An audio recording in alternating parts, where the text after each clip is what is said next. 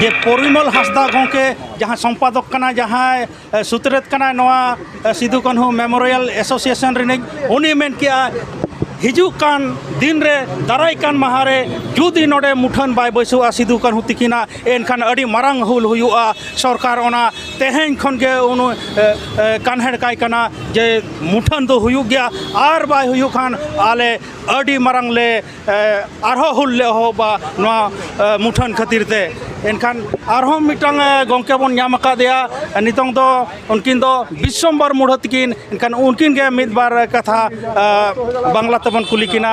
अच्छा नमस्कार सर, এই যে আমাদের এই বেদি হয়েছে উনি যে বললেন পরিমল হাঁসদা গঙ্কে বললেন যে এই যে এখানে যেটা মূর্তি বানানোর কথা কিন্তু এখনও বানানো হয়নি, ওটা কেমনভাবে আপনি এইটা সলিউশন করবেন? আমরা সিধু কানু ডাহারের আজকে 30শে জুন সমবেত হয়েছি।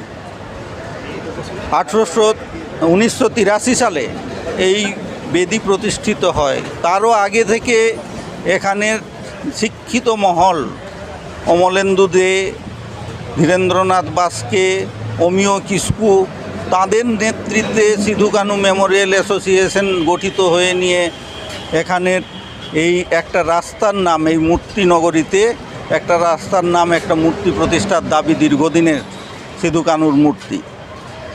রাস্তার নাম হয়েছে, স্মৃতিফলক হয়েছে। এটা রাস্তার নাম কি সরকারের দিক থেকে হয়েছে?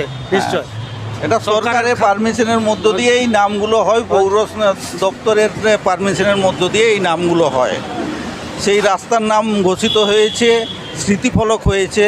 যদিও স্মৃতিফলকের সমস্ত খরচ অ্যাসোসিয়েশন করেছে, পারমিশন স্বাভাবিকভাবেই প্রশাসনিক পারমিশন লাগে, কিন্তু আমরা এই অ্যাসোসিয়েশনের পক্ষ থেকে সিধু কানু মেমোরিয়াল অ্যাসোসিয়েশনের পূরণ হয়নি এবং আবারও আমরা দাবি করছি যে সিধু কানুর মূর্তি প্রতিষ্ঠিত হোক। প্রয়োজনে আমরা অ্যাসোসিয়েশনের পক্ষ থেকে সমস্ত খরচ আমরা বহন করব এই মূর্তি প্রতিষ্ঠার জন্য। কিন্তু আমাদের এই সিধু কানু ডহরের পার্শ্ববর্তী একটা জায়গাতে একটা জায়গা দেওয়া হোক, প্রমিনেন্ট জায়গা, যেখানে আমরা সিধু কানুর মূর্তি প্রতিষ্ঠা করতে পারি। আপনারা জানেন যে ভারতবর্ষের গণসংগ্রাম সিধু কানুর লড়াইয়ের মধ্য দিয়ে শুরু। তার আগে এই রকম গণসংগ্রাম হয়নি এবং এই গণসংগ্রাম পথ দেখিয়েছে ভারতের ব্রিটিশ বিরোধী লড়াইয়ে এবং তাতে বহু মানুষকে উজ্জীবিত করেছে। 30,000-এর বেশি মানুষ নিজেদের জীবন কোরবানি দিয়েছেন। তার বিনিময়ে এসপিটি অ্যাক্টের মতো আদিবাসীদের, গরিব মানুষের জমি রক্ষার আইন প্রতিষ্ঠিত হয়েছে। তাহলে এই রকম একটা লড়াই, এবং এই লড়াইয়ে আপনারা জানেন সিধু কানুর নেতৃত্বে হলেও এই লড়াই সমস্ত আপামর জনসাধারণের লড়াই, গরিব মানুষের লড়াই, জমিদার, মহাজন, ঠিকাদার, পুলিশ প্রশাসনের অকথ্য অত্যাচার, তার বিরুদ্ধে লড়াই। তাই আমরা দাবি করছি এই 30শে জুনটাকে যে শুধু সান্তাল আদিবাসী সম্প্রদায়ের ছুটির দিন হিসেবে ঘোষণা করা হয়েছে, সেটারও আমরা প্রতিবাদ করছি। আমরা বলছি এটাকে হয় পালনীয় দিন হিসেবে ঘোষণা করা হোক, না হয় সর্বসাধারণের ছুটি হিসেবেই ঘোষণা করা হোক।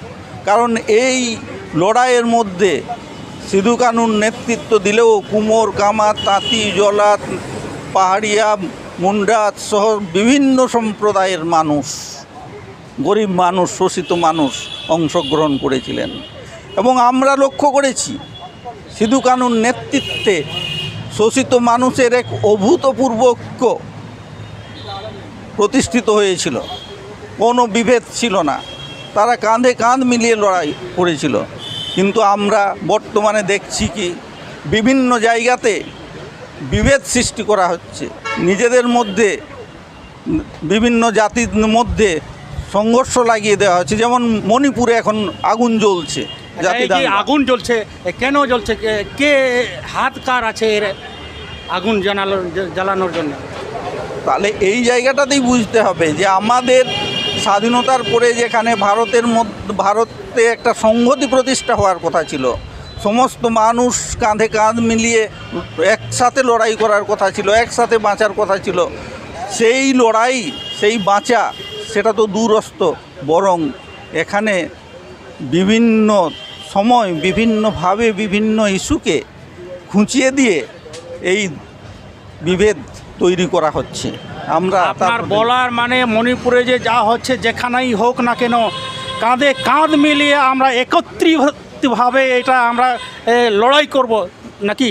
অবশ্যই এই সমস্ত যে জাতি বিদ্বেষ তৈরি করার প্রচেষ্টা চলছে তার বিরুদ্ধে সমস্ত গরিব শোষিত মানুষ, আদিবাসী ও আদিবাসী সমস্ত শোষিত মানুষ, তাদেরকে জনজীবনের যে সমস্যা, দৈনন্দিন জীবনের যে সমস্যা, সেই সমস্যাকে সামনে রেখে কাঁধে কাঁধ মিলিয়ে লড়াই করা দরকার। লড়াই করতে করতেই আমরা কিন্তু একসাথে, যেমন সিধু কানুর সময় জমিদার মহাজন তাদের বিরুদ্ধে লড়াই, ইংরেজের বিরুদ্ধে লড়াই করতে করতে যে ঐক্য প্রতিষ্ঠিত হয়েছিল, যে উদাহরণ সৃষ্টি হয়েছিল, সেই রকমভাবে আমাদেরও উদাহরণ সৃষ্টি করতে হবে। তাহলেই এই ধরনের বিভেদ তৈরি করার প্রচেষ্টাকে আমরা সমূলে নির্মূল করতে পারবো।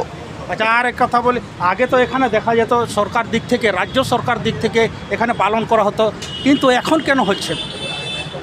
রাজ্য সরকারের পক্ষ থেকে এই জায়গাতে পালন করা হলেও তারা আলাদা বেদি করে পালন করত, এই বেদিতে পালন করতো না। এই বেদিকে সামনে রেখে সিধু কানু মেমোরিয়াল অ্যাসোসিয়েশনই প্রতি বছর পালন করেছে, মাল্যদান করেছে, অনুষ্ঠান করেছে। এটা কিন্তু একটা ধারাবাহিকভাবে রেওয়াজ হিসেবে প্রচলিত হয়ে আসছে।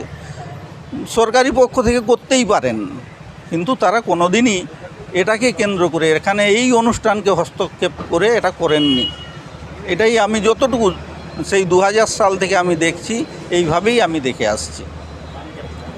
আচ্ছা, নমস্কার, ধন্যবাদ।